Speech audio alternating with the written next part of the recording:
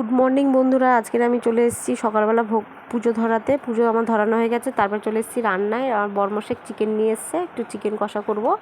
তো চিকেনগুলো কড়াইতে দিয়ে দিলাম। তাই এবার চিকেনটা কষবো ভালো করে, নেড়ে নেড়ে কষে নেবো ভালোভাবে মশলা দিয়ে।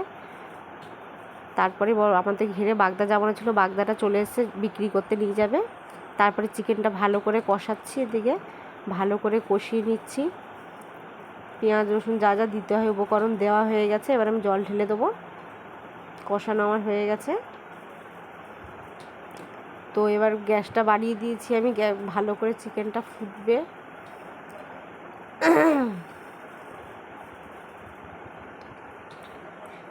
ভালো করে নাড়াচাড়া করে দিচ্ছি।